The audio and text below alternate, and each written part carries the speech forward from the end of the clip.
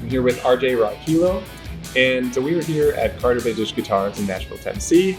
What are we going to be doing today, RJ? Well, I thought we would piece together a little bit of an 80s rig, Great. and specifically the 80s clean sound. So you're going to come with us. We're going to explore the store, try and find all the pieces to put this together. Let's go check it out. Yeah, let's do it.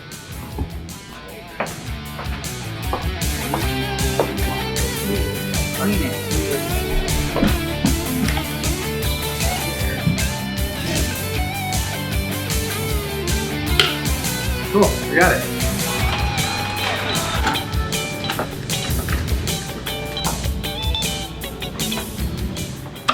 All right, so RJ, Yes. walk me through what we have here. So we have a kind of a bare bones setup to get you that 80s clean sound.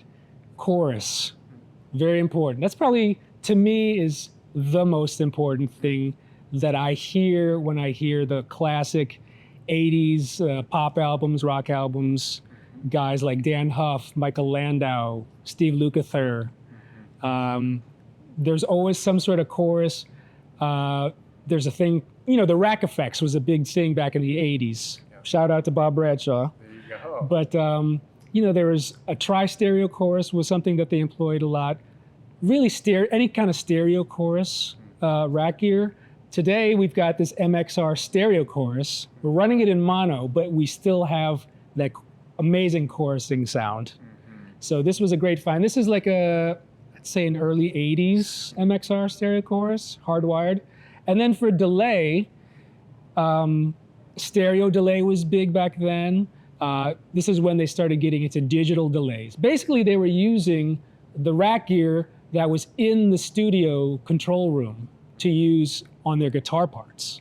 So today, we've got a little bit of vintage, we got a little bit of modern, we got the Strymon Timeline, which is the go-to do-it-all delay pedal that a lot of touring and recording session guys use. So, and that's really it. I mean, we could go further and add other stuff, but the meat and potatoes to me is chorus and delay. That's the sound. Okay, should we dial it in here? Oh, and then Yeah. what are we playing? So we chose the James Tyler guitar, not only because it looks totally cool, and the James Tyler brand is almost synonymous with 80s session player guys in LA. But to me, they do a thing that a lot of other manufacturers don't do with their electronics, and almost all of their guitars have this mid-boost preamp is what it's called. It's literally one touch and this knob to control it. And what it does, it's kind of hard to explain, but yes, it's a preamp, so it will lift the volume a little bit, but it's an active thing where it gives you a little bit more highs without being too bright, and a little bit more medium, like low mids to bottom. So there's kind of like a dip in the thing. To me, it just makes clean sounds a little more crystal, very 80s hi-fi sound. And the trick to this is all you have to do is switch it on and you keep the knob on 0, and it automatically transports you to the 80s. And I'll show it to you by itself without the pedals. So I'm on the bridge and middle pickup. So clean deluxe reverb, just set right down the middle, 5/5. So that is with the mid-boost preamp off. Got it. Sounds stratty. Oh yeah. I don't know, when you hear that high string, Yep. Shimmer. it's a little bit more lively. Yeah. And it really comes out once you start putting like the chorus and the delay in. So let's switch to the chorus.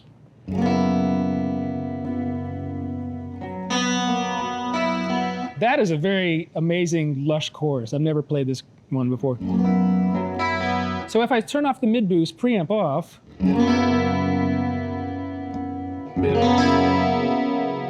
it's just like, it's mixed, it's automatically mixed, it's EQ'd just right. And then we add a little bit of just basic digital delay.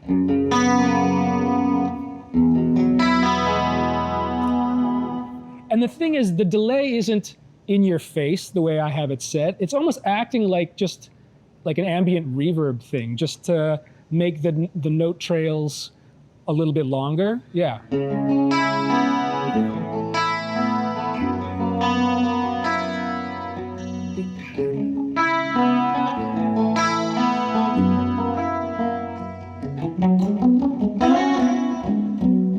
It's totally the sound. That's the sound, right? And so talk to me about how you have this thing dialed in. Like what are the settings on the timeline? So on the timeline, I just have it set to the digital delay patch.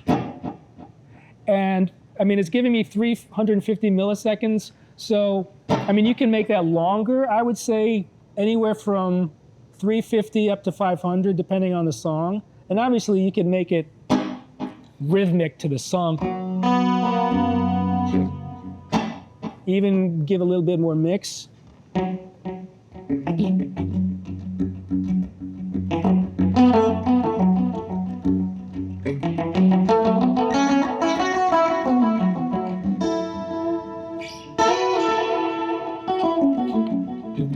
But I like it kind of like in the background. I think this chorus is really the star of the sound to me.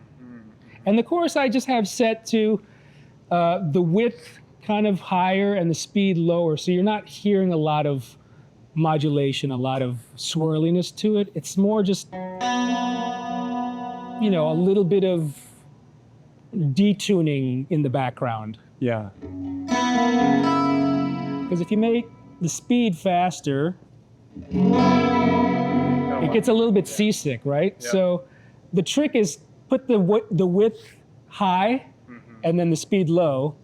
I mean, if I just crank it and put the speed all the way down, that's a little bit too slow to me.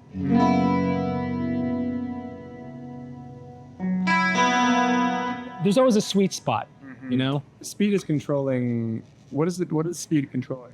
Well, I'm not the tech guy, but it's controlling the rate of modulation. So.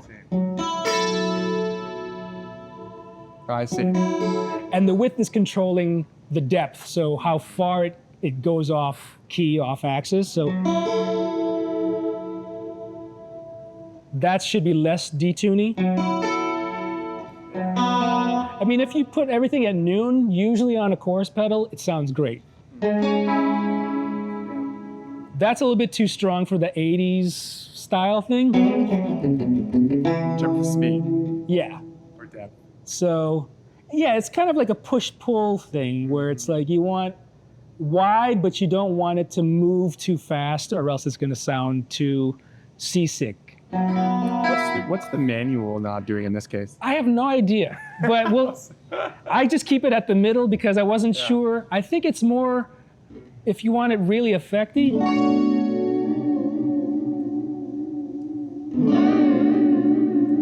Doesn't sound like it's doing very much. That's wild. I think it has something to do with the frequency of what's being modulated. Maybe it adds a little more top end. Don't quote me on this, but Yeah. that's what I think it does. I usually just keep it in the middle. Great.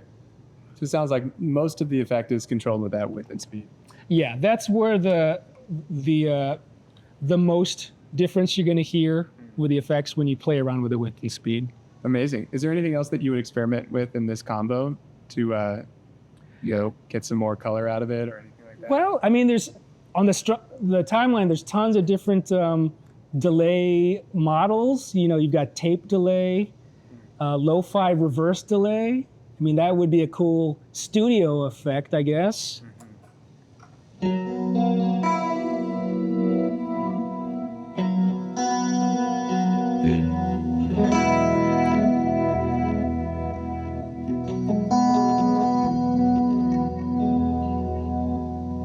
know? That's really cool. They might have done something like that, you know, in the studio, like the producer or the engineer might have done that. The guitar player might have not played around with the tape machine back then or something, but It's super cool. that's very cool. Love it. Well, there you have it. That's the 80s sound. And you are very familiar with this because you have a band that is kind of in this style. Can you talk a little bit I about do. So I have a band called Transatlantic Radio, And the story is right at the start of COVID, when everyone was at home, some friends from college, so I went to the University of Miami for music school, and I have some friends that I've kept in touch with. We decided to just have like a hobby band, and they live in LA, I live here in Nashville. We got a drummer that lives in Vegas and a singer that lives in Sweden. Cool. So thus the name is Transatlantic, right? Yeah, that's nice. But we started, making one song and leading to another song, and pretty soon we had a handful of songs. Developed into a real band. We shot video. We got signed to an AOR specific label. I think it was last year, or maybe earlier. And for those who may not be familiar, what does AOR stand for? So AOR, I think technically stands for album-oriented rock, but also people will say adult-oriented rock. But now it's kind of developed into a thing where it's this specific melodic rock that's very 80s influence. I tell people we sound like Def Leppard's Hysteria record, Bon Jovi, Slippery When Wet, Richard Marx, Bryan Adams. So it's a little bit of pop, it's a little bit of hard rock. Yeah. And very 80s sounds, very Tyler chorus, delay, Rockman,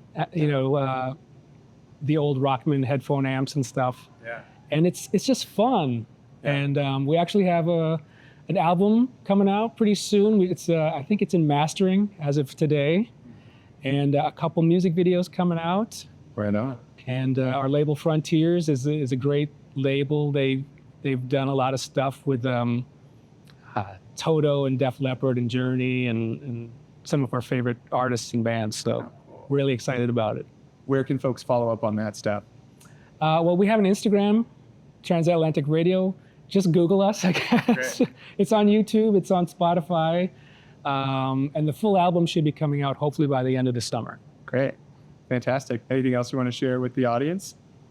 No, I'm excited. If you're interested in, getting into 80s, gear and sounds, I talk a lot about it on my YouTube channel. I've got a couple videos just deep diving into the really this is nerdy, but I go really hard nerdy on my channel when it comes to 80s stuff. Yeah, you have a fantastic YouTube channel. I'm sure a lot of folks who are watching this video might already be familiar, but go check out RJ on YouTube. He does incredible videos that really dive deep on a whole bunch of cool gear stuff and stylistic things. So thank you. RJ, thanks so much for being on the channel. Thank you. Awesome.